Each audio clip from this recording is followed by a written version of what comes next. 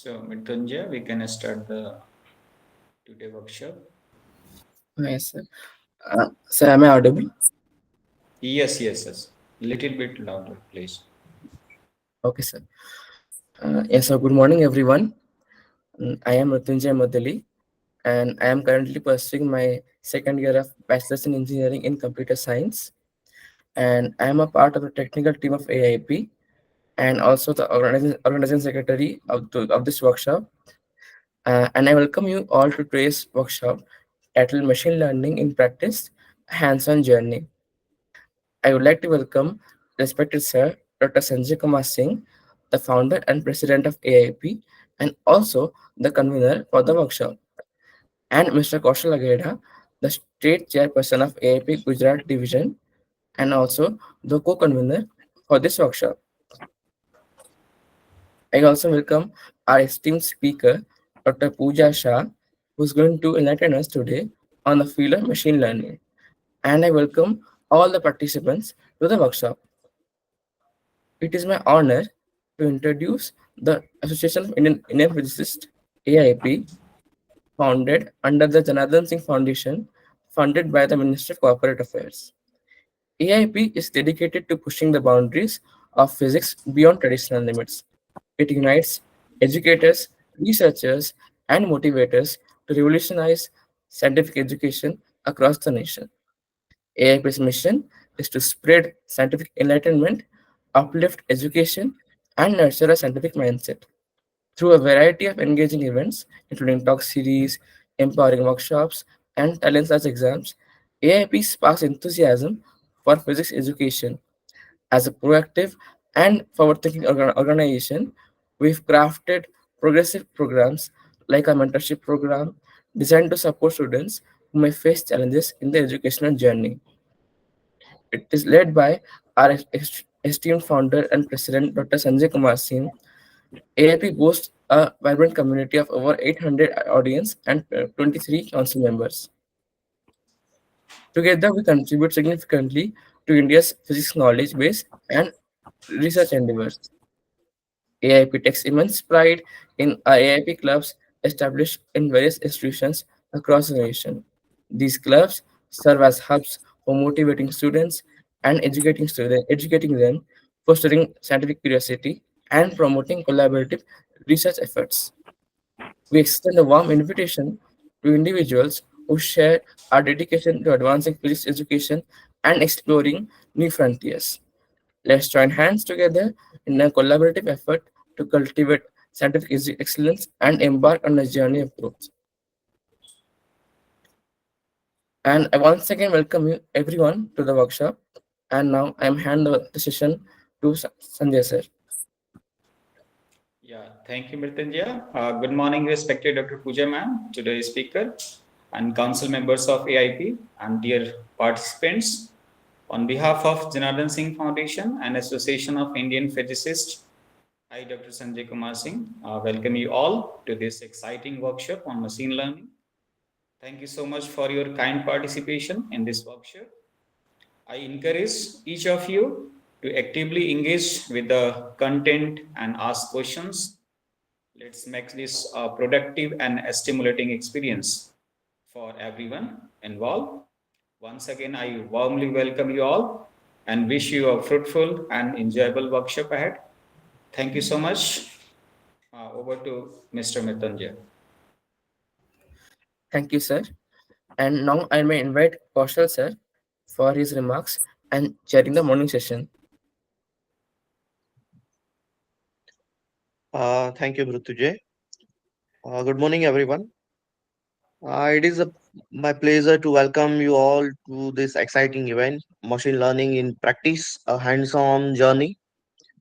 As the co-convener of this workshop, I am thrilled to see such a diverse group of participants, all eager to delve into a fascinating world of machine learning. Today marks a unique opportunity for each of us, not only to learn from some of leading minds in this field, but also to engage directly with the tools and technique that are transforming the industry worldwide. Whether you are a session professional or just beginning your journey in machine learning, this workshop is designed to provide a practical insight that you can apply immediately in your work. We have structured this event to be an interactive and hands-on as possible, allowing you to experience the challenges and rewards of working with machine learning algorithm and models. Our goal is to demystify the complexity of machine learning, making it accessible and applicable to real world problem. Before we begin, I would like to extend my gratitude to our speaker, instructor, and organizer who have worked tirelessly to put this event together. Their expertise and dedication are what make this workshop possible. Let's make the most of our time together. I encourage you to ask a question, engage with the material, and network with your peers. Remember, the journey into machine learning is as much about a collaboration and sharing a knowledge as it is about individual learning. Thank you once again for joining us today. I look forward to productive and inspiring workshop. Let's get started. Uh, and let me introduce today's speaker, Dr. Pooja Shah.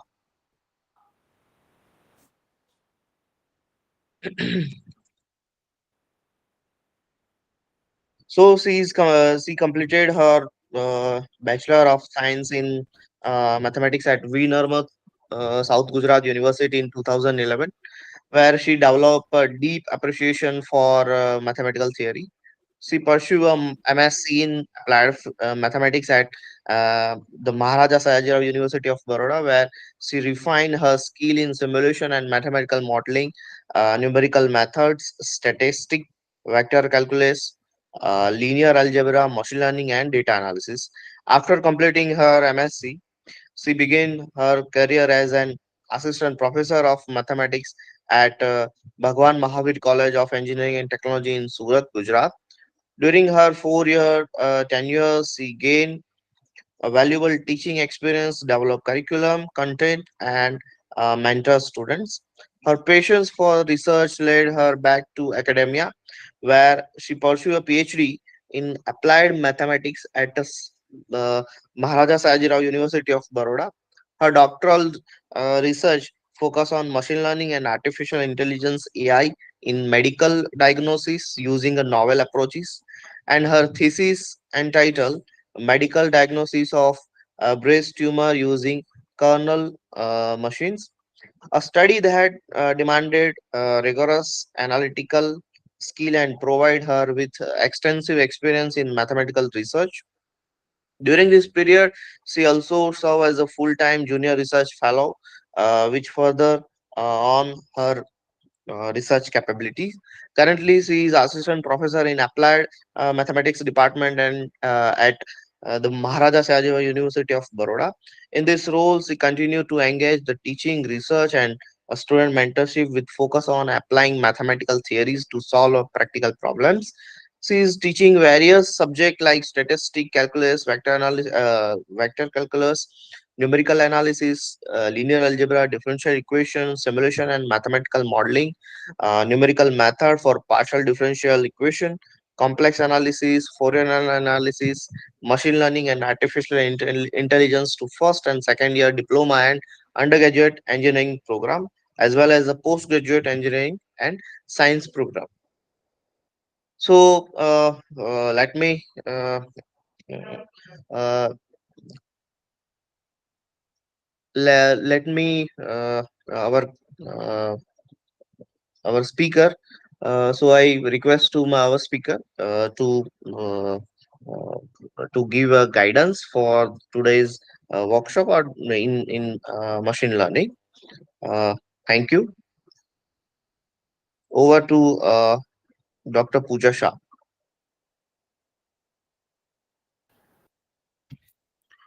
Thank you, sir, to introduce me in a very well manner. And thank you for this organization uh, to arrange such a great workshop for the various kind of students so that they can learn this course in a very short time. I will try my best to give a maximum of knowledge to the students so that they can apply the skills in their particular field. So, good morning, everyone. Myself, Dr. Pooja Shah, and as Sir has introduced me, that I have completed my doctorate in the medical field by using this AI.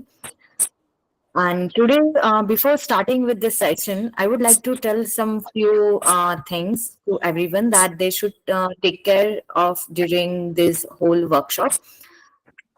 Before starting with the practical session, I request everyone that they should have a one Google account so that they can perform their practical,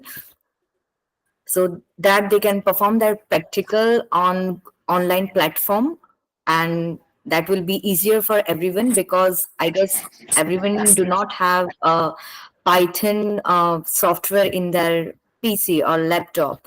So this open platform is a Google Colab where everyone can perform their all practical sessions and they can do it very easily. And after that, if anyone wants to install that Python programming language in their computer, I have already provided a link for that also in the presentation. So they can download it and they can start using in their laptop also after this workshop. So let's begin with our first session. It is an introductory session. Just give me a second. I will share. I will share my presentation.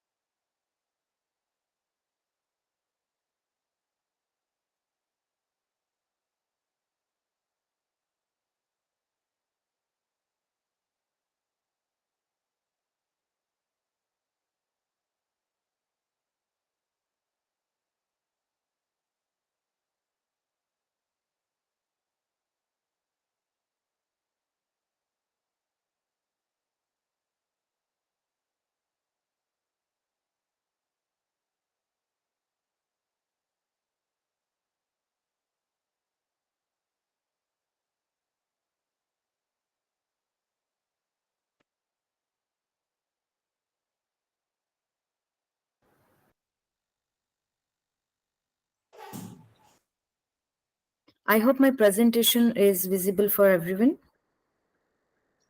Yes, ma'am. Okay, thank you so much. Dr. Pooja, Okay, ma'am, may I and request you to, sorry to interrupt you. yeah, sir. Yeah, may I request you to keep in presentation mode? Yes, sir. Just a second. Yeah, please. Or if possible, kindly on the camera so the presentation will be in interactive mode. Yes, sir. That what I'm trying. Yeah, Due to okay. low network connectivity, I'm losing that connection. Just give me 1 second, sir. Yeah, no issue, ma'am, no issue.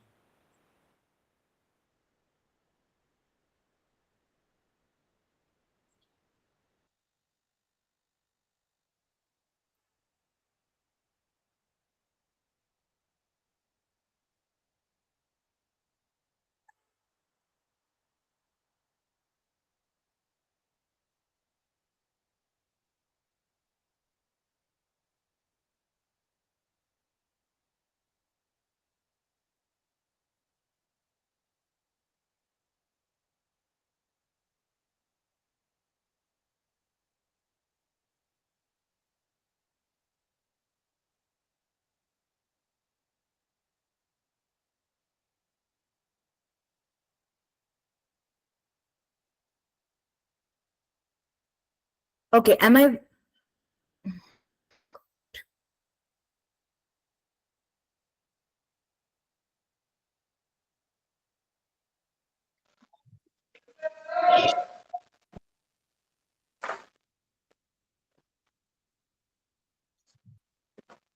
Hello, ma'am. Just a second, sir. Just a second. Okay, no issue, ma'am. Take your time, please.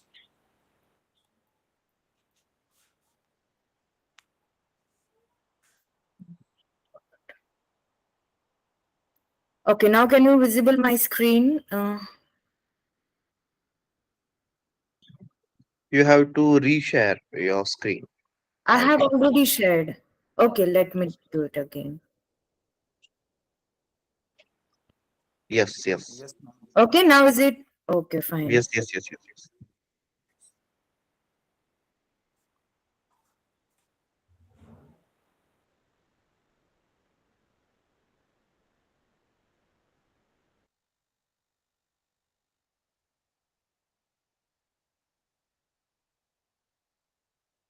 There is some problem with my camera. I don't know why today is not working. Just give me a second.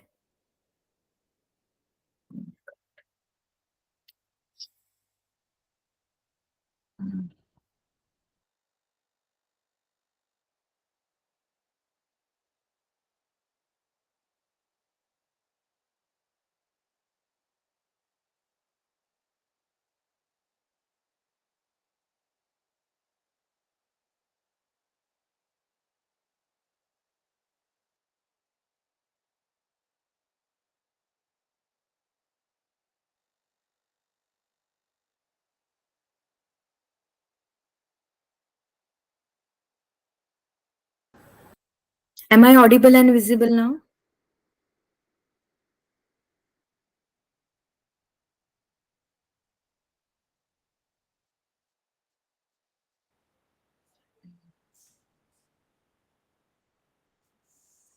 Yes, Ma'am, ma'am. you are audible, but uh, Not your visible. screen is not, yes, yes, your screen is not visible. Okay, okay, just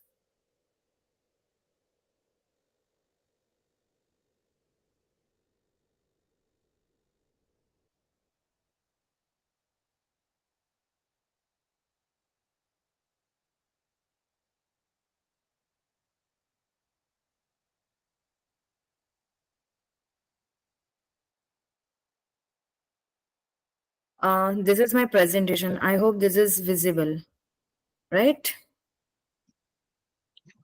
Your screen is visible, but yes, Now is it okay? Visible my presentation? Kaushal sir?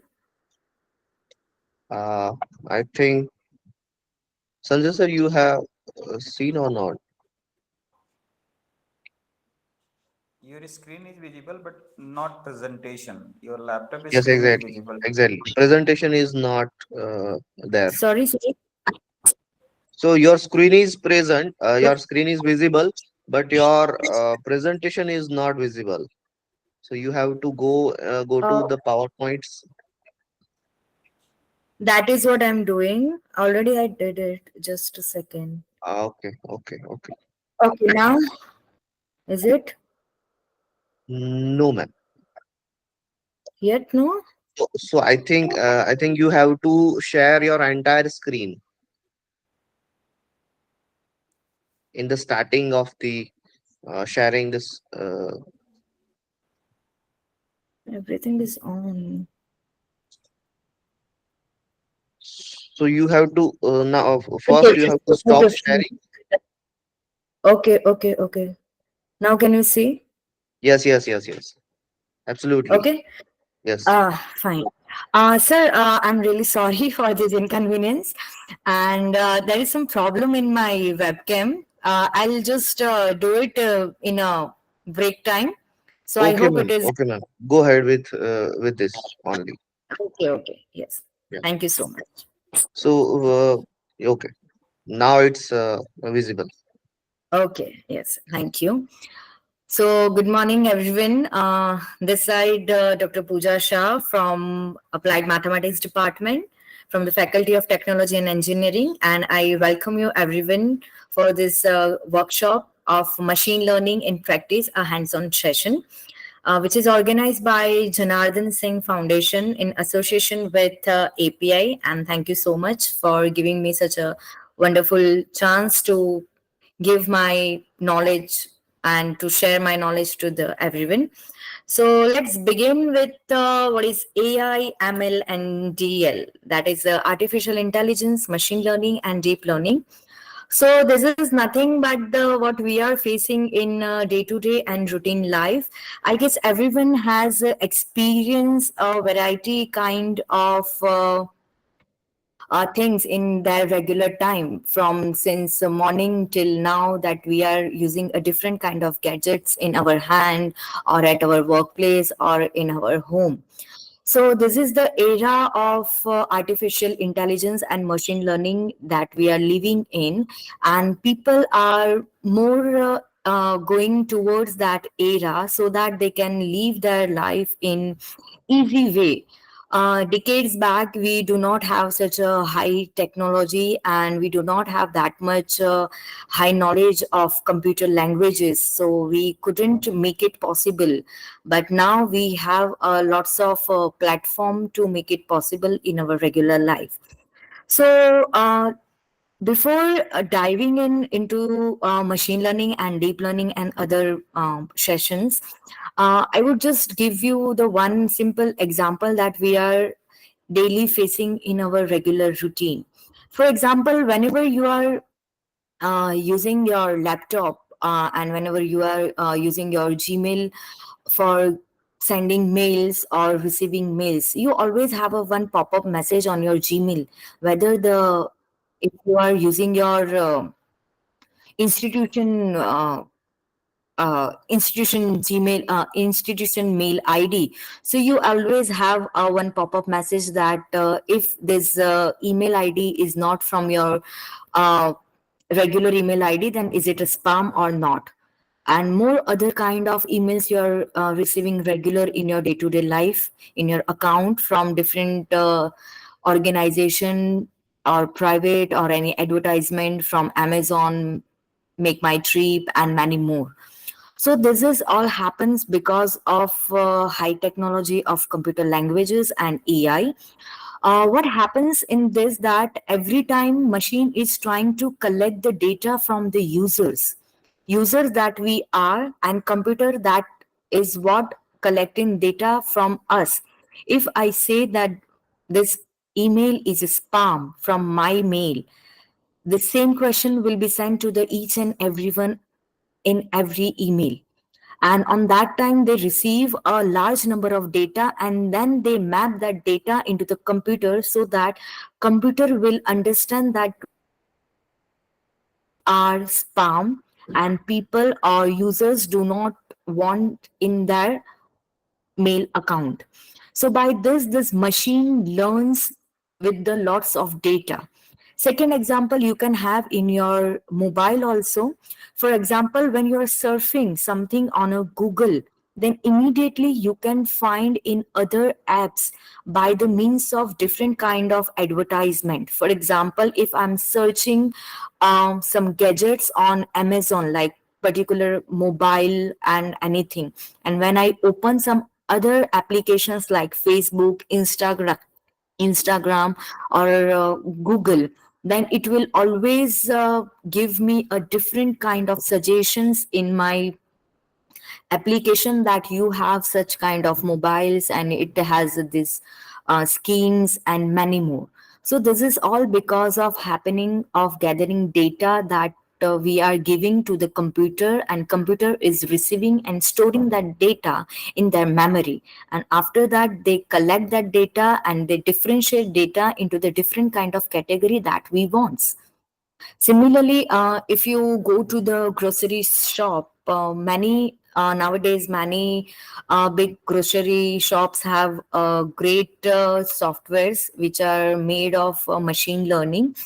So what they do in their applications, that how kind of people are purchasing the grocery from their grocery store, and they prepare data in such a way that they can arrange and they can export and import such kind of data in such kind of products in their shops. So in this way also they can have a monthly arrangement of a products that they should have that they should have import and export according to the requirement of the customers.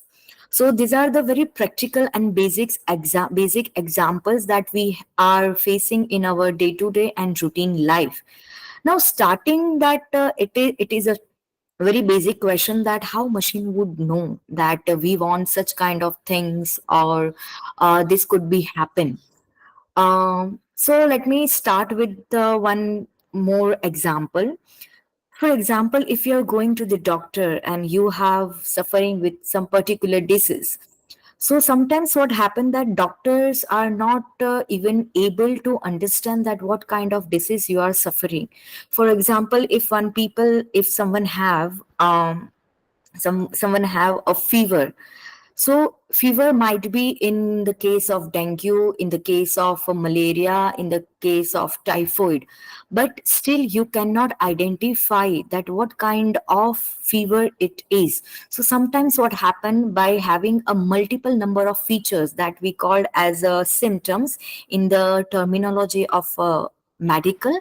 So doctor also try to collect that different kind of symptoms from the patient, that what they are suffering in their body, and after telling your problem to the doctor try to get into the roots and try to find out that particular disease. But sometimes at one end, doctors even cannot able to diagnose that particular disease. So on that time, this machine would help to the doctor to identify the particular disease. For example, right now, many doctors and many researchers are doing their research in making a computer, or making such a machine that diagnoses various kind of disease in a layman way, so that even though patient should not have to pay extra in future by giving extra medical test, laboratory test, and many other tests. So by the means of AI, we can prevent life of patients, and we can also make their life easier by means of cost, that what they are costing on um, different kind of medicines and laboratory tests and many more. On other side, doctors can also reach to the maximum number of patient, and they can give their treatment to the patient in a very less time and in a very effective way. So in this way, these machines can help to the doctors to help to the patient. On other side, if I go to the market analysis, currently we have many software, AI software, which are many brokers are using in their routine life to predict the market analysis. So in that way also you can use this AI. So yes, this is a AI that what we are using in our regular day-to-day routine life. So let's begin with what is AI, machine learning, neural network, and deep learning. So this is a simple graphical representation of AI, machine learning, neural network, and deep learning.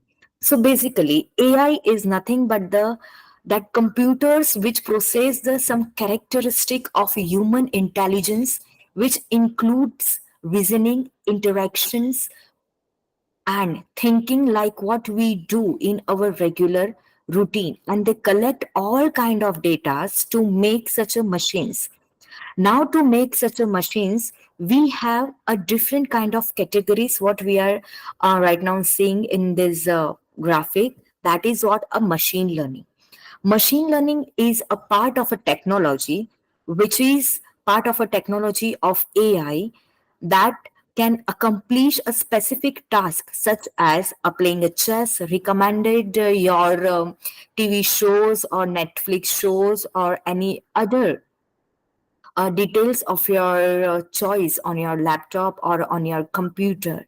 Moreover, that identify the spam emails, and they can helpful in market analysis, they can helpful in a medical disease, or even currently you are doing that hey Google on your mobile, or if you are using Android, then you have to just say hey Google, and Google will interact with you. So this is happening only just because of machine learning and AI. After that, moving towards a part of machine learning, we have different kind of algorithms that what we are using to develop such a machines, and one of that algorithm is a neural network. Neural network are a specific type of group of algorithms which are used in machine learning, so that model can gather the data and that graph of the artificial neurons. Those neurons are a mathematical model that mimics the approximate how a neuron in a brain works and how that human interact, or how the human can feel the things. And one more part of machine learning is a deep learning. Deep learning is a part of neural network where we are dealing with a deep number of networks. When we have a large number of data, like Google platform has a million of data, on that time they do not depend on a neural network, but they will move towards the deep learning where they have a thousands number of layers to their search engine, and then only they can make such a wonderful prediction, and they can make such a wonderful machines for us. So this is the area where we are using this artificial intelligence, machine learning, and deep learning. That artificial intelligence, like we, as I said earlier, that Amazon will give you a purchase prediction, or email will give you the categorization, or any other field like market, medical field, or you can use this machine learning AI tool in any kind of field you are current where you are currently, whether it is a commerce, it is a science, it is a arts, or any other field. Even if you are moving towards a nearby city, or you are going outside, you are using a map, and that map is nothing but the made up of all intelligence, made up of all machine learning algorithms, and that shows you the different kind of locations nearby you according to your search. For example, if you want some restroom, for example, if you want some cafes or petrol pump by your roads, or if you want to check whether the traffic is there or not. Moreover, you can have a prediction, atmosphere prediction, weather prediction. Also you have that what you are getting on your mobile in the early morning, that today it will rain like 90%, 20% of cloud, 40% of humidity. That is just because of your mobile is also a part of a machine learning and artificial intelligence. So artificial intelligence has a wide number of algorithms for a wide number of problems. We just need to explore according to our problems in our regular day-to-day life. And one of the important like field is data science, that most of the students and faculties are also trying to dip into that, because that data science is a future generation, and everything will be depend on just this data science. And this data science is nothing but the made up of all such algorithms, where just you have to know the very basic knowledge of mathematics. Basically, this AI is not only the part of computer engineering, but it is also a part of mathematics, because without mathematics, this AI cannot be stands for computer engineers also, because all the networks and all the algorithms are made up of different kind of mathematic algorithm, which had already developed in past by different kind of good authors and researchers. So these are the various applications that what I have experienced and I have did in my projects with my students, and in my doctorate level also. As sir mentioned that I have completed my PhD in medical diagnosis, where I have created one machine.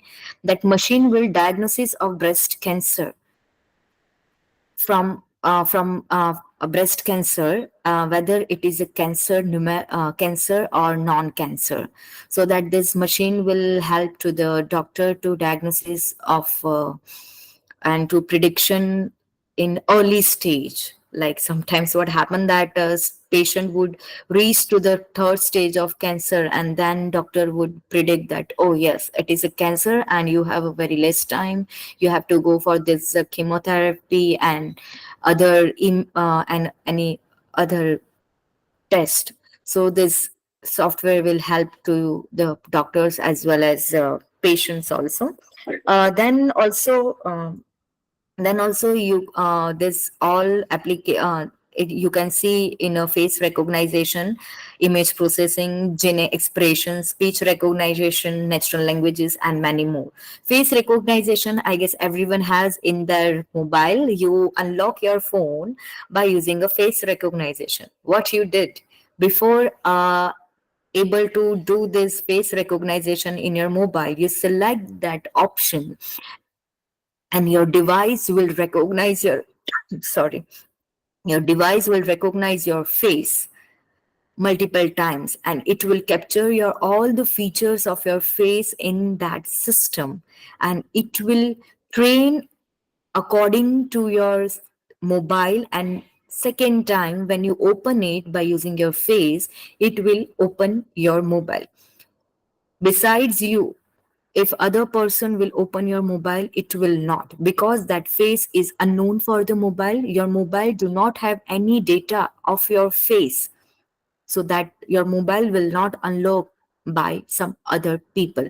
Just like a thumb impression also. So what your mobile is doing, your mobile is collecting your data, facial data or your thumb data, and they are storing that data in your mobile. So these are the applications, and this is the evaluation of machine learning, that it is not the decade, only one decade, but it is almost, it started in 1805 by developing one film, that one algorithm, that is a linear regression. So this linear regression is developed in 1805 by Carl Coase and Adrian Legendre, and they have algorithm to prediction of a weather and prediction of analysis in their particular field. After that, in 1957, when some Rosenbelt has found some uh, limitation in linear regression. So he again modified that linear regression into the perceptron model, and he started by making a simple simulating a neuron for binary classification. Basically, if you want to do binary classification of a single neuron, so on that time perceptron algorithm was one of the famous algorithm. And after that, it started with the reinforcement learning in 1959, and then it goes to the support vector machine. The support vector machine is introduced by Wapnick and AC in 1964, which is depends completely on the higher dimensional, where we map our data into the higher dimension, where that data can be linearly separable, and we can have a number of plane, and we can find a one simple optimal plane where our data can be classified into the number of labels.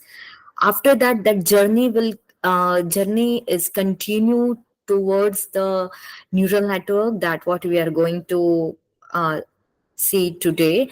And then it goes to the ADA-based algorithm, random forest, RNN, that is a recurrent neural network for sequential data, natural language process, speech recognition. For that, we are using a recurrent neural network, LSTM.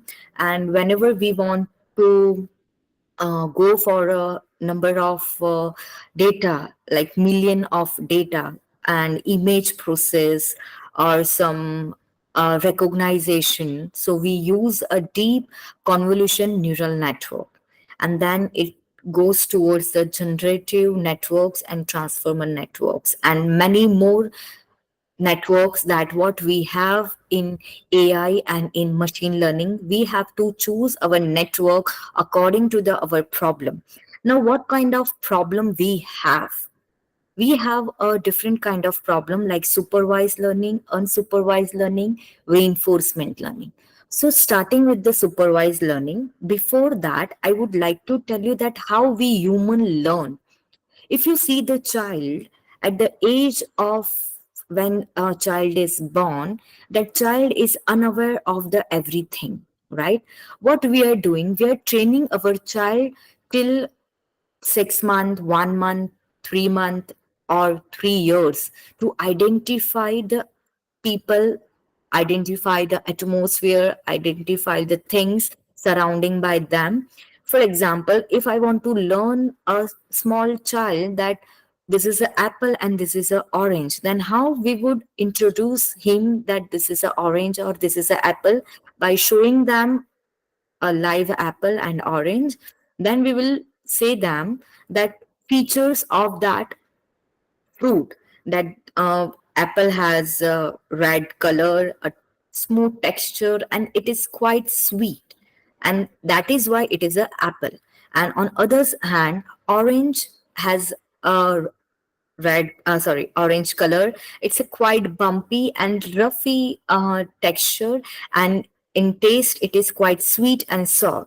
So what we are doing, we are regularly showing that picture and that fruit to our child so that their mind can recognize it in a daily routine. And if you tell them after some days that what is it, so he will or she will say that like this is an apple or this is a orange. And this is how we human learn about the languages, also about the things, also about the facial expression or faces of the different person also. So now, what is a AI? What is a ML? That is a machine learning. It is a type of artificial intelligence that enables machine to learn from the data and deliver predictive model. Now, basically, machine learning is used for classification as well as prediction. Prediction in the way of, like, for example, you want to forecast weather, or you want to forecast about the future regarding some experiment. So on that time also we using machine learning. Classification is like whether it is a dog or cow, it is a human or animal, or we have a multiple output. For example, we have a crowd of animal and we want to identify which one is a tiger, lion, cow, and dog. So this is a multi-label classification.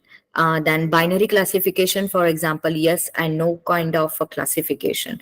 So basically for that, this machine learning is not depend on a explicit programming, but just we need to fed the correct data in a correct manner, and then that algorithm works accordingly. So this is a process of machine learning, that what we do in a prior stage, that is to manage the data. Now, how we can manage the data? First of all, we have to collect the data from the industry or from anywhere that you want to do your experiment or you want to create your model. And then we will explore the data, when then we will try to understand what kind of data and what kind of output we need from the system. After exploring and understanding the data, we have to go for the pre-processing data. Now, what is a pre-processing data? Pre-processing data, that means sometimes we have a large number of data, but some data are missing from that data set. So we have to deal with that, those data set which are missing. So we can have a number of methods to treat those data, like we can remove those data from our data set, or we can reset those missing data by using some methods, like by using mean method, median method, or many other methods that what we have. And this is a cleaning method, so that's why we say to clean the data. Moreover, after cleaning the data, we have to check the outliers. Now, what is an outlier? Outlier means that some datas are beyond the range. For example, most of the data you have in the range of 50 to 100, right? You have a number of data, like thousands of data, and most of the, like, 80% or 90% data are in the range of 50 and 100. But there are few datas which are beyond those range, extremely beyond those range. For example, it is like out of the range of 200 and 250. So that data will manipulate your answer and it will give you a wrong prediction in the end. So we have to also manage those outliers by using different methodology. And after that, after cleaning all this procedure, we will split our data into the training section and into the testing section. Training section, that means the way we are training our child, that this is a apple, this is like uncle, auntie, or this is a chair, this is a car. Similarly, we are training to the system by giving a number of data, and after that we will go for the testing. Now, what is a testing? In this case, we are giving a known data set to the system, and on that time our system will give us the output, and that time we have to check whether our system is working in correctly way or not. If your original output and system output is correct, then your system is ready for some other unknown data. Okay, then we will go for the training model. Now, how to select the model how to select the model? In that, we have to select our model according to our problem, because we have a ample of algorithms to train our system. So for that, we have to first of all check whether it is a supervised data, unsupervised data, or what kind of data. I will tell you later that what is the supervised and unsupervised data. And after that, you will, according to the data, you will select your algorithm to make your model. And after making model, you have to evaluate their model. You have to evaluate that model to the unknown data, and also you can check by means of accuracy. Accuracy means how much your model is correct. For example, 80% it is giving you a correct output, or 50% or 20%. According to that, you can enhance your model by continuously training and testing, and at last your model will be ready for the future prediction. Okay, so why it is important? It is important to make it our life very easy, in a, like, as I mentioned earlier, that making speech recognition and machine translation possible, diagnosis of various diseases, new search features in Google Photos which received broad knowledge for them, recognition of pedestrian and other vehicles in self-driving. For example, you are you are driving on a road, and all of a sudden you get a memo at your home after a week because of a high speed, or not wearing a seat belt, or not wearing a helmet. So all this is because of machine learning and artificial intelligence, because it captures and it stores that data, and it will give you the output to the person who is on the other side. Okay, so that's why. And machine learning is one of the faster, easier, cheaper, and accurate, and it gives the accurate result to the human, and it works better than the humans. And I would say that, I guess, after 50 years, we human don't need a human for help, but we would have, I guess, robots in our home or in our workplace, uh, so that we can do efficiently and we can reduce our stress and physical load, and we can completely rely on the robots. And yes, I would say that there are I guess you have seen on Amazon also that we have one robot that cleans your home, a very compact robot. I guess if you have seen that, that robot will clean your all floor and it will make it dust free.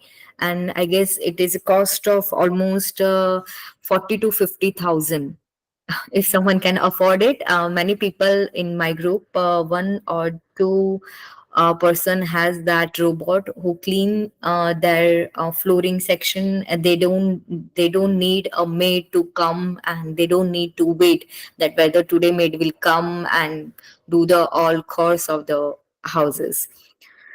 So, yes, starting with the types of machine learning, as I said, that it has a different kind of machine types, and that is a supervised, unsupervised, semi supervised, and reinforcement learning. But today we will particularly focus on supervised learning, and that supervised learning is nothing but the we have input and we have output, and after training and testing on such a data we will predict for the new unknown data. So we have a different kind of data like continuous data and categorical data. Continuous data, that means in the terms of I mean, in the output, I'm telling about the output. Continuous target variable. That means if I'm going to predict the how much rain will fall, so that kind of data are a continuous target variable. And categorical target variable, and that means output. That means binary, yes, no, 0, 1, 2, 4, kind of that. So in categorical data we use classification, for example medical imaging. And when we want output in a continuous target variable, so that is a type of regression for predict market analysis, market prediction, future prediction, then weather prediction, and house price prediction. Okay, so on that time we use regression. Similarly, we have unsupervised learning. Unsupervised learning, that means we have input but we do not have the target, that means we do not have the output. So on that time again we have other two sectors, that is a clustering and association. For example, association, we have market basket analysis. There we use a Navier Bayes algorithm, or we use a priori algorithm. And in clustering, for example, customer segmentation, so we have a k-means clustering also, that what we are using in such clustering problem. Then semi-supervised learning, that is a categorical target. Semi-supervised learning, that means a classification and kind of clustering. So in that we have a text classification, and for lane finding on GPS, by using a GPS, if you want to cluster your data, so in that time your learning would be a semi-supervised learning. And last learning is reinforcement learning, that has a two part, that is a categorical target variable and target variable where it is not available. So again, like optimize your marketing, so we will use a classification section. And driverless car, now you we have a driverless car based on completely AI. So that comes into the reinforcement learning. If someone is really need to know and interested that how kind of this works, so they can go to the Google and they can search a car which is based on reinforcement learning, or which is based on AI, where we do not need any driver. So l- they can have a brief and detailed history on that, and details about that we have some companies that had made such kind of cars. So yes, these are the algorithms that what we are using in supervised learning and unsupervised learning. If we are going for the classification, we have a support vector machine algorithm, neural network that is also known as a multi-layer perception, discrimination analysis, Navier bias, and many more. On other side, in regression, we have linear regression, support vector regression, decision tree, neural network. Okay, neural network can be used in a both way, classification as well as regression. And then we have a ensemble method and many more. Ensemble method is nothing but the you can use multiple number of algorithm, and you can make a model in such a way that all the algorithms work simultaneously. That is called a parallel learning, and it will give you a correct output. Then we have a unsupervised algorithm, that is a clustering, and it is a hidden Markov model that basically used for a speech recognition. That right now my students are working on that. Then Gaussian mixture, neural network, and like K means clustering, a priori algorithm. Then then we have a decision tree is also comes under the clustering. So starting with the supervised learning. So supervised learning involves a training a machine from a label data.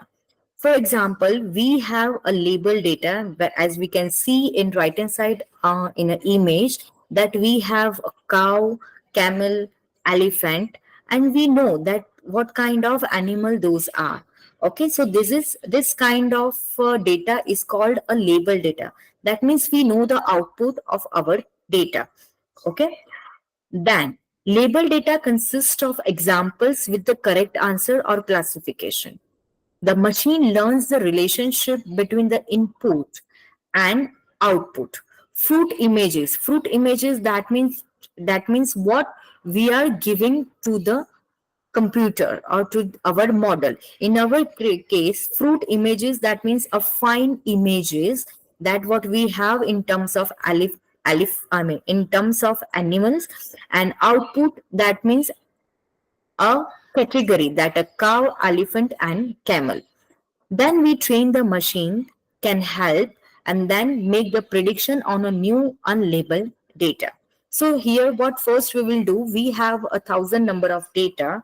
So we will make a training and testing. In training we will take 800 data, 800 animals to train our model, and 200 number of animals will go for the testing section, and then we will decide the algorithm according to our problem. So in our case, we are going for the classification problem, and it is a supervised learning because we have output also. So we will use support vector machine or neural network. In our case, today we are going to look for a neural network. So we will select our algorithm as a neural network. Then we will train our algorithm for this data, and we will test for 200 unknown data which are fed into our system, because already we have a output. After that, system will give you the output. You can have a prediction that how much it has a correct output. Okay. We will I will tell you that how we will find out the accuracy and how we will check the output also. And then we will check that if I'm giving now some random other animal, so my system should give me the proper output. Okay, so let's start with the artificial neural network. So artificial neural network is a unit of artificial neuron. This is the inspiration which is comes from the biology of a human brain.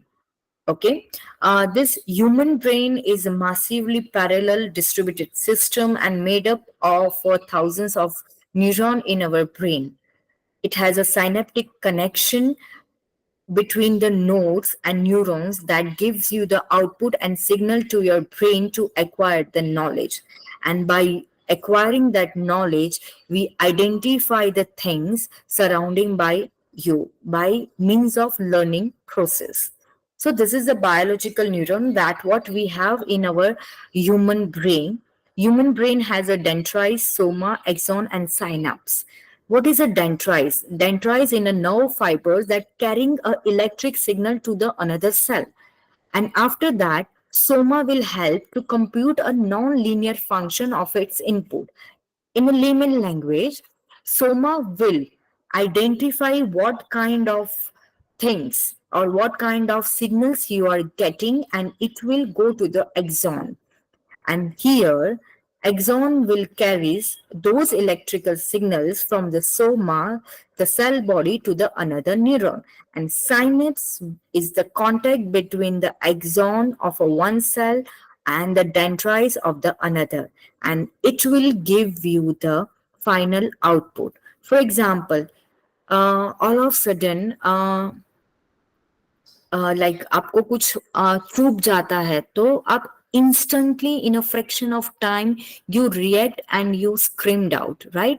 So this is just because of dendrite, soma, and axon that will give you your brain to the signal, and immediately you react in a fraction of seconds. So this is the procedure of a biological neuron, and we human have more than 1,000 billions of neurons in our system, and that's work parallelly. Okay, so here I would like to connect the biological neural and artificial neural uh, in front of you.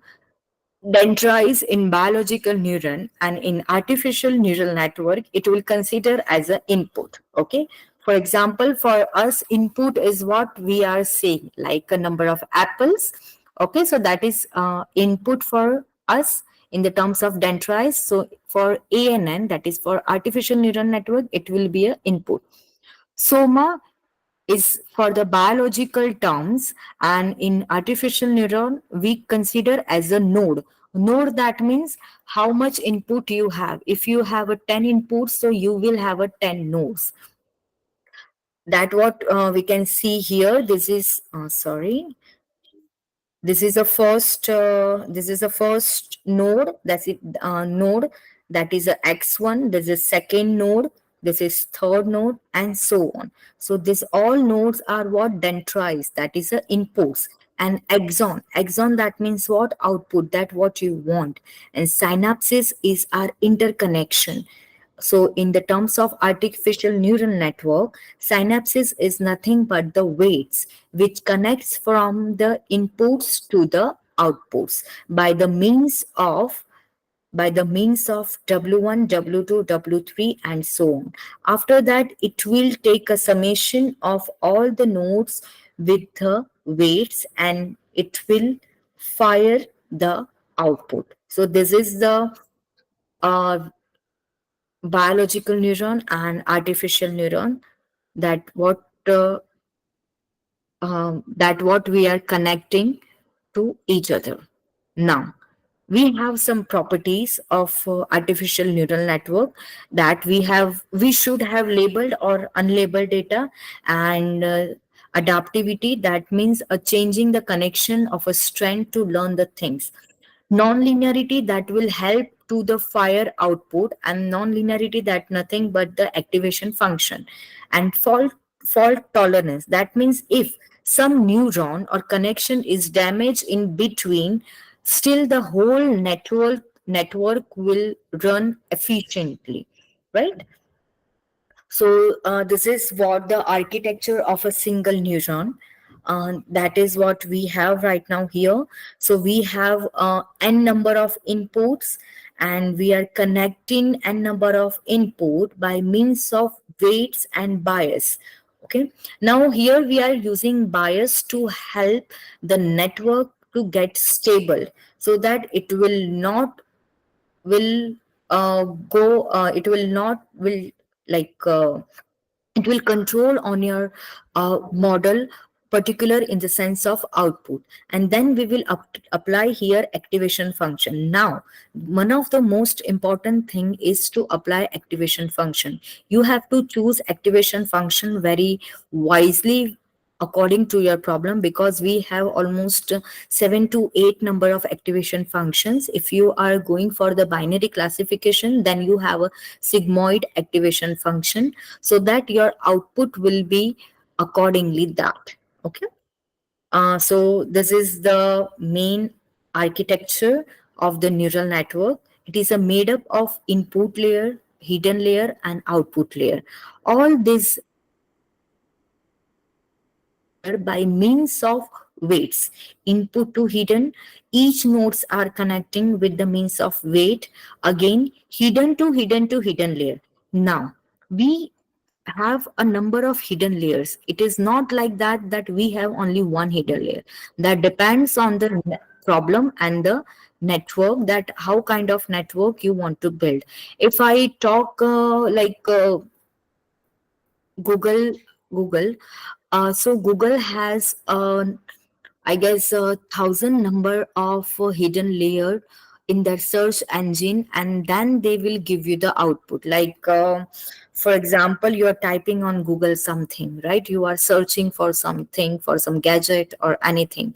So it is a input for the Google search engine, and then that input, when you hit the enter, it will start processing in a multi number of hidden layer, and you have a number of sources on your first page, second page, and third page, and that is what output you are getting from the Google. Okay, so this is a very simple example. I hope everyone is getting that what I'm trying to say you. Okay, so these are the hidden layers, that what we have, number of hidden layers that depends on your problem. These are the inputs, that means the number of features that what you have in your problem, and the output what you want at the end of training your model.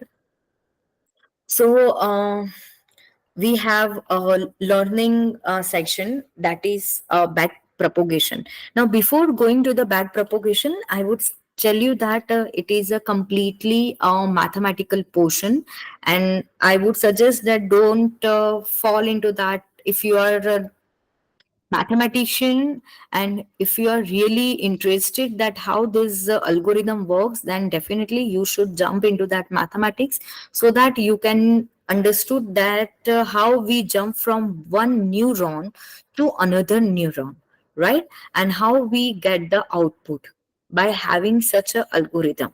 So now going towards the backpropagation algorithm, I would like to tell you first thing that this neural network is based on two kind of process. One is forward process, that means input to output, and second is backward process, that is a backpropagation process, that is from output to input. Now here the main role is about the backpropagation algorithm. Now why it is a main role? Because whenever you are going in a forward case and you get the output, on that time you have to check whether that output is correct or not. Okay, on your training session and as well as on your testing session, because you have already output of all those datas. If your output is not matching with your original output, on that time you will have a error will make your model weak, and it will not give you the correct prediction for the new data set.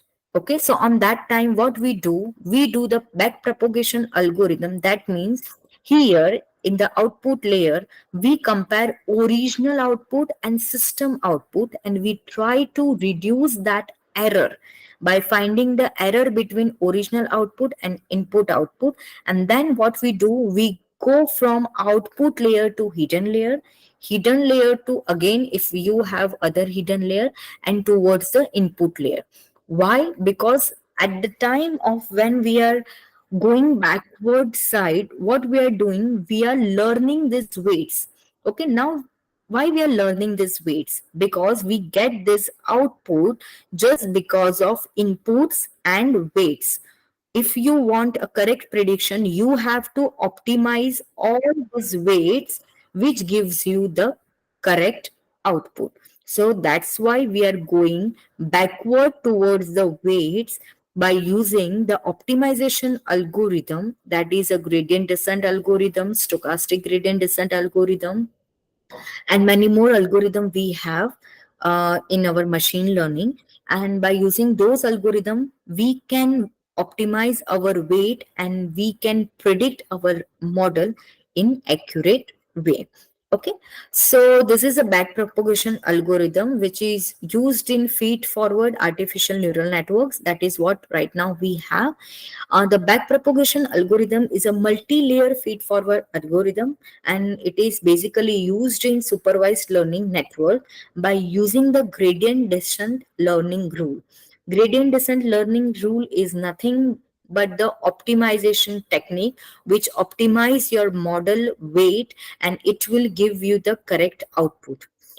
So we provide the algorithm with the examples of the inputs and outputs we want the network to compute, and then we calculate the error. Error is nothing but the difference between the actual and expected result, which we calculate from the system. And after that, to reduce this error, we use this backpropagation algorithm until your artificial neural network learns the training data accurately and correctly. So this is the terminology and formulas to find out the output from input to hidden layer to output layer. And again, we will go backward by the layer to layer, output to hidden and hidden to input function, which will fire your final output, which we use in the backpropagation algorithm by the means of weighted sum. Okay, so this first equation is what the summation of your input and the weight, and it will give you the output for the hidden layer. What does it mean? That this is your input x1, x2, x3 up to xn, and these are your weights w11, w12, w13, and so on. So this is the summation of all this connection for the first node. That means x1w1 plus x2w1 plus xnw1, and this will give you the output for the first node. And similarly, you can calculate for the rest of the node. After that, again the same procedure will go for here to here. Like this is my input for hidden layer, so this will be my, for example, say x21. So here this is your x21, and from here this is your again weight, so x21, w21, x22, w22, x23, to so on, and here again you will get the output of next hidden layer, and this process will be continue until you reach to your output. And is this layer you will have a activation function that will fire your output. Okay, moreover, you can add activation function at each layer also. That depends on your problem also. Sometimes some researchers use activation function at each layer, and some researchers just use that activation function at outer layer only. Okay. Activation function is nothing but the nonlinear function that will help you to fire your nonlinear function in the terms of output. And in our case, I have used sigmoid activation function, which is this oj is equal to 1 upon 1 plus e raised to aj xw. Okay, since the error is difference, error is nothing but the difference between the actual and desired output, you have to calculate that error, and that error will be calculated by using this formula.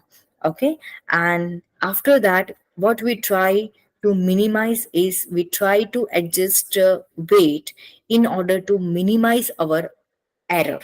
If we manage to adjust the weight, that means if we manage to find out the optimal weight which can minimize your error, for example, your error will be turned towards the 0.0001, that means your model is accurate for further prediction. Okay, And these are the interconnection calculations that what we are doing from one node to another node.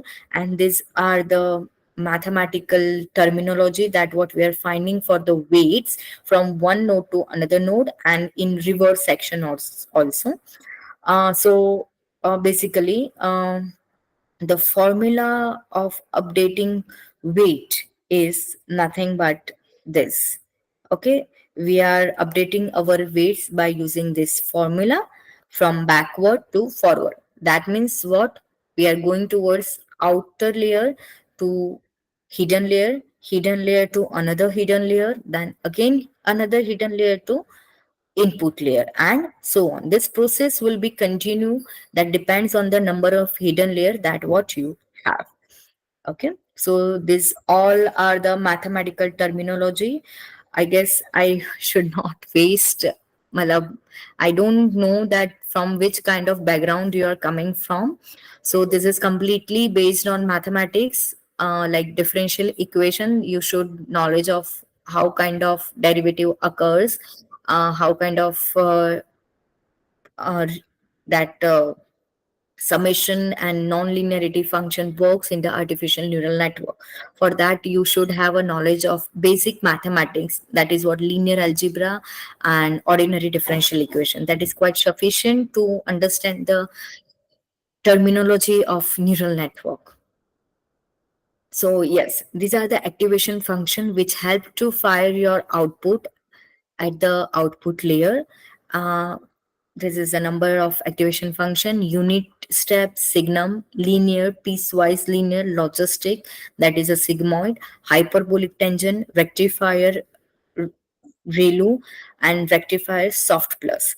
Now, currently, if I say that ReLU as an activation, ReLU as an activation function, and Adam as an optimization algorithm, are very much well known in predicting your models, and they gives you almost more than 90 to 80% of correct accurate answer for your model. So you can try this both combinations also. We have a number of optimizations algorithm. Like currently today I'm using a simple gradient descent algorithm, and then we have a stochastic LSTM, Adam, momentum based gradient descent, and many other gradient descent. Even you can develop your own optimization algorithm which will enhance your model, and you can have a different kind of uh, and if you have a different kind of problem, so that your own algorithm can able to predict your model in correct way. Sometimes matters that such algorithms do not work on your problem also. Like in my case, I observed that uh, this what I say is a kernel function was not sufficiently working for my problem in diagnosis of cancer. So what I did is I try to understand what kind of kernel it is and where I can change my kernel according to my model. And yes, I changed those that kernel in my problem, and at the end I got a accurate answer from my model to predict the cancer. Now, how to decide the network of topology? Now, what is a topology? Topology, that means how to decide the number of nodes in hidden layer, in output layer, or in input layer. So, number of nodes in input layer, that means how much features you have.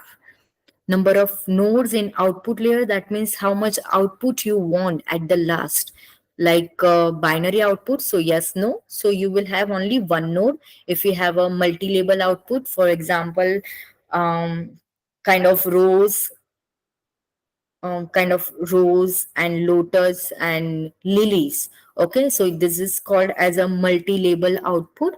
So on that time you have a three nodes. Transfer function is nothing but the activation function that is depends on your output and problem. And number of hidden layer, uh, Still, this problem is unsolved, that how much number of hidden layers and hidden nodes we should include our problem. So this process is completely trial and error process. You have to begin your model from the lowest number of hidden layer and hidden nodes, and you have to check your output accordingly, and accordingly that you can increase or decrease number of hidden layers and hidden nodes in your problem.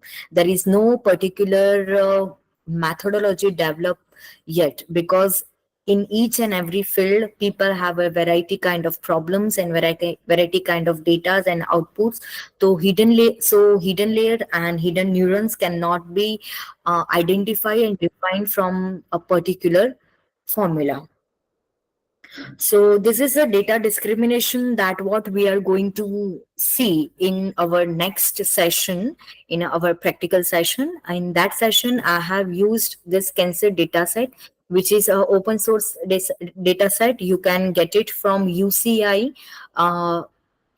website also, or you can get it from Kaggle also.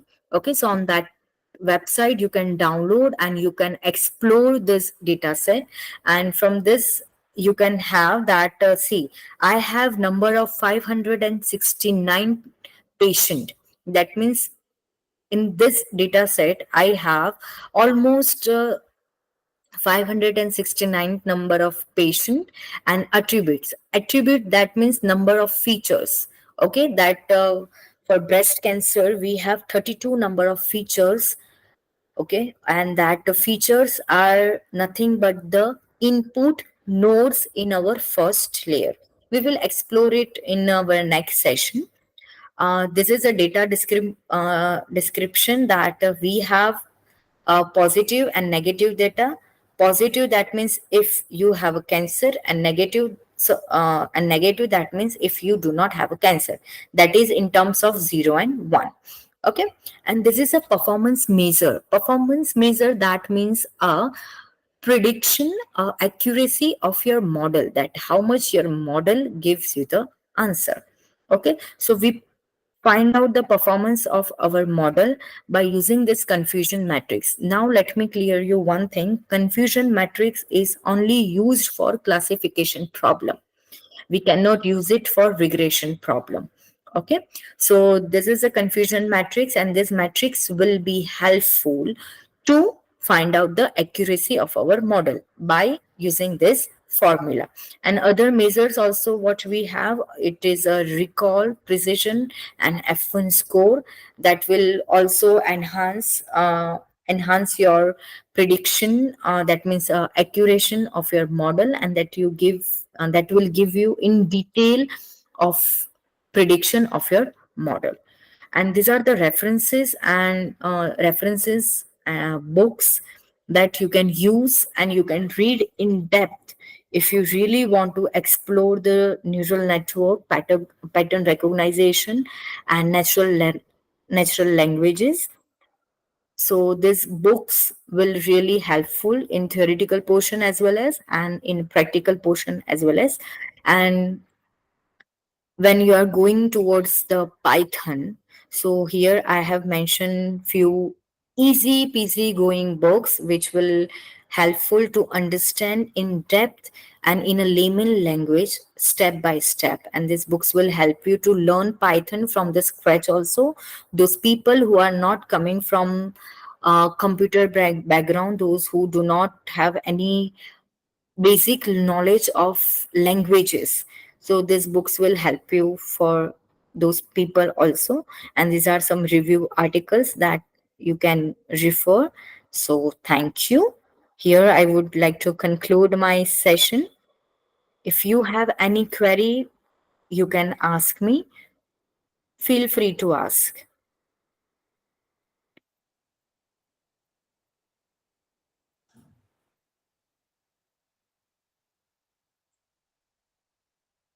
Is there any query? Madam, Yes, sir. good morning, ma'am. Good Sir, morning. how to calculate the how to generate the confusion matrix? Okay. Actually, Okay, let me tell you how to It is used only for classification purpose, right? You said. Yes, it is only used for classification part. Just let me share you one thing.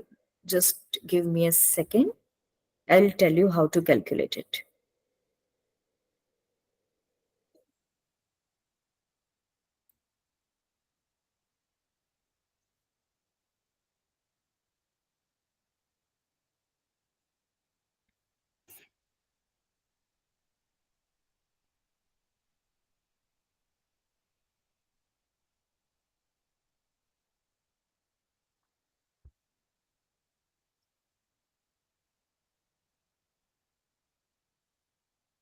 Okay, my screen is visible, right? Yes, yes, ma'am. Sure.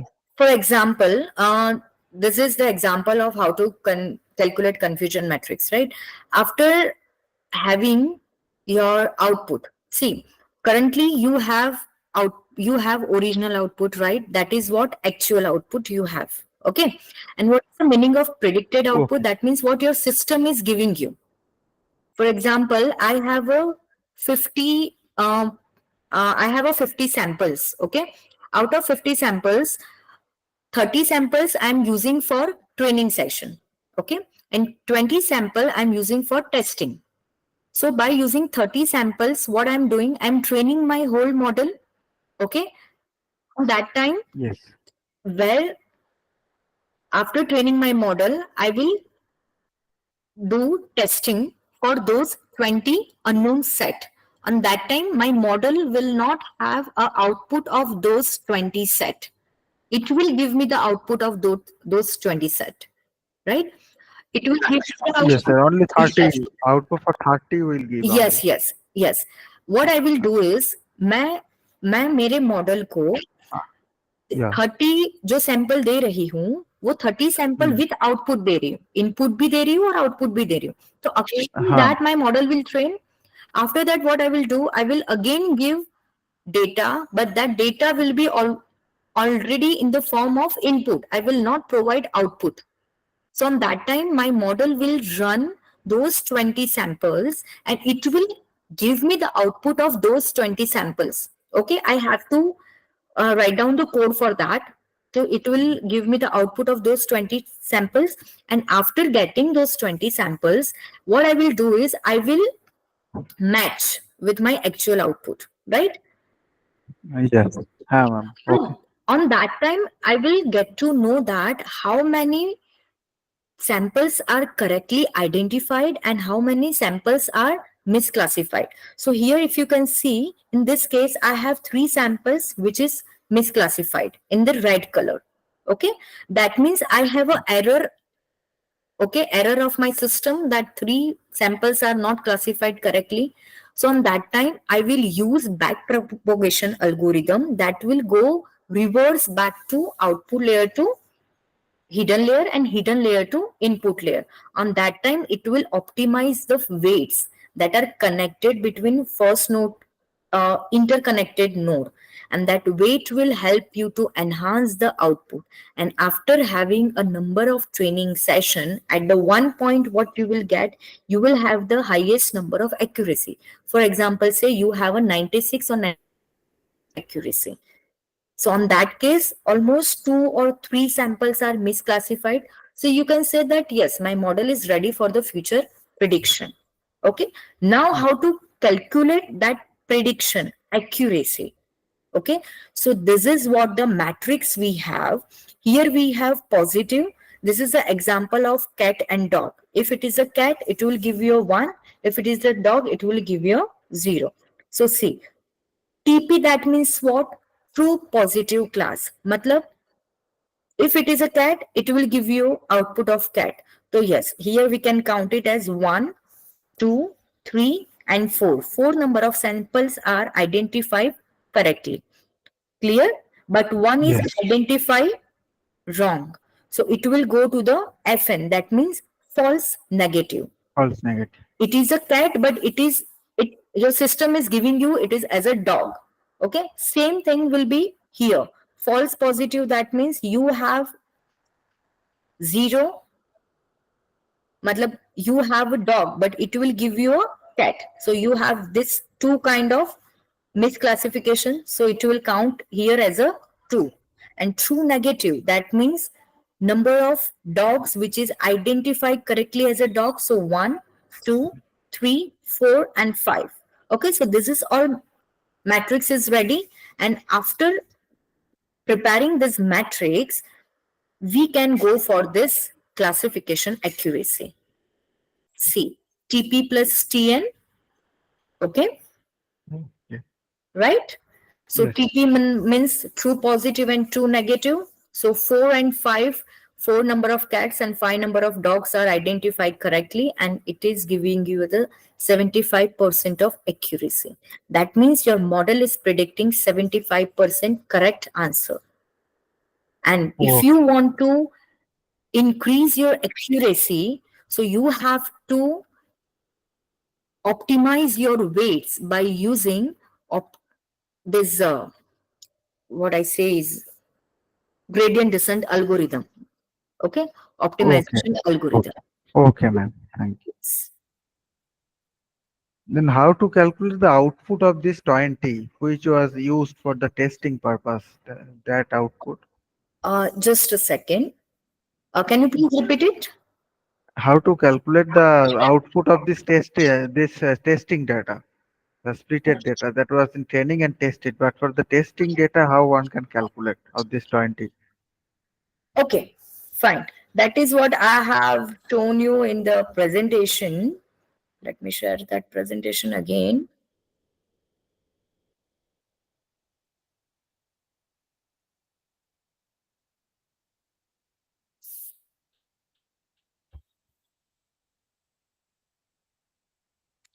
See, these are the all the formulas that what we are using it. Okay, from first layer to hidden layer to output layer. This is OJ, that means what? Your original output.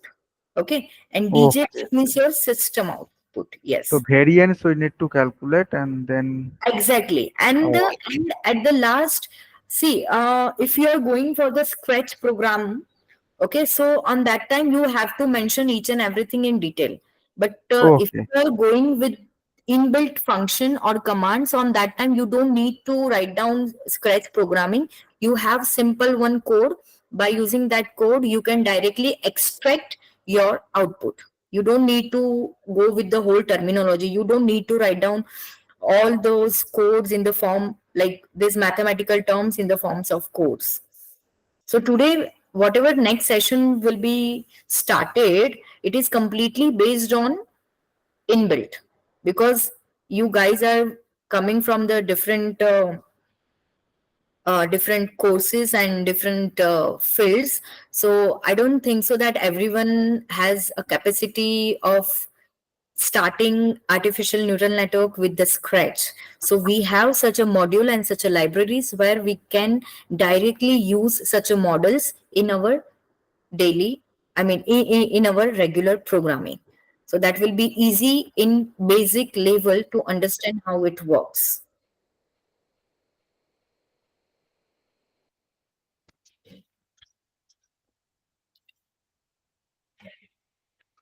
Anything else? thank you, ma'am. Yes, thank you. Thank you. Yeah. Some questions are there in the chat box that will activation function be chosen at heat and trial? Um,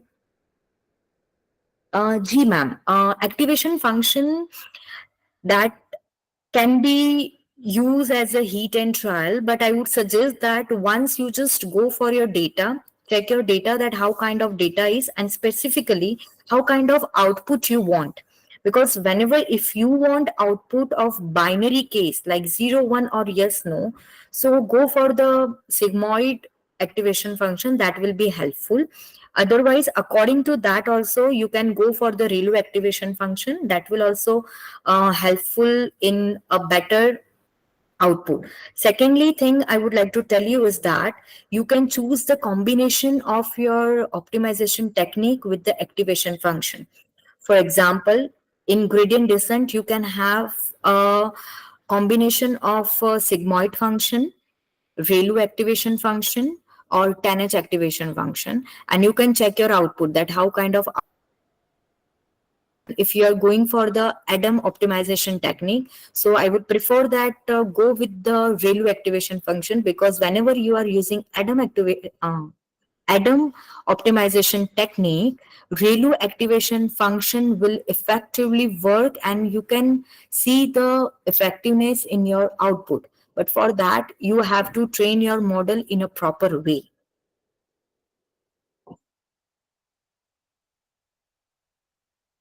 Yes, definitely. I will share this PPT as well as that Python Python programming code also for you, so that you can try by yourself in the hands-on session, and that will be easy for you to understand. Okay. And thank you so much, everyone, for giving me such a nice response, and you're asking questions, and I really appreciate your questions also. Okay, so before going towards the next session, I will again repeat and request you everyone that I'm showing you that what you have to prepare with your laptop, or if you're attending this using your mobile phone, then I would request you to just go on your laptop and PC and prepare yourself with basic requirements that what we need in hands-on session. Okay, so just try to understand that what we need in next session. Just go to your Google tab, okay, and just write it down, Google Colab, and hit the enter. So you will have the first link, welcome to Google Colab. Okay, just click that link.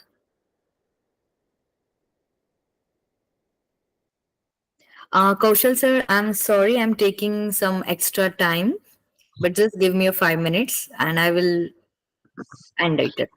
It's okay, man. Go ahead. Okay, thank you. Okay, so after hitting enter, you will have such kind of screen. Currently, already I have login into my account, so I will have such kind of screen. And if you haven't login, for example, let me just log out from here so I can tell you.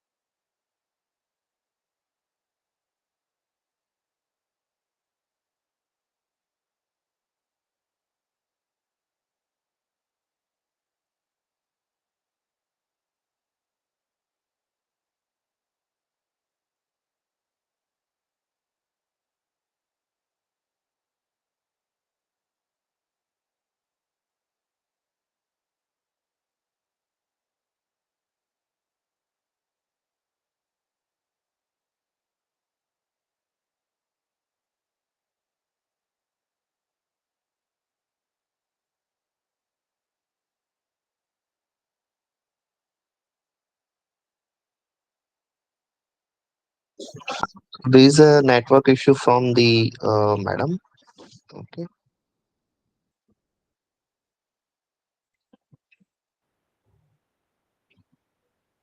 So, Kaushal sir, is it possible to start in next session? Sorry, sir. मैं कह रहा था कि क्या possible है कि हम next session में ही कर लें ये टास्क, 10 मिनट का ब्रेक दे दें पार्टिसिपेंट्स को. Yeah, sure, sure. So, I think ma'am is joined recently. Okay, nice. Pooja, ma'am. Hello. Yes. Okay, so we can take one break here and we will meet after 10 minutes, right, Kaushal sir? Yes, yes, yes, absolutely. So, don't need to left this meeting. Okay. Okay. So after, so at 11:30 35, we will restart We'll this. get back here. Yeah, yeah. 11:35. Thank you, ma'am. Thank you so Okay, much. done. Thank you so much. Thank you, ma'am, for very interesting session. Thank you so much. Thank you so much, sir. Thank you.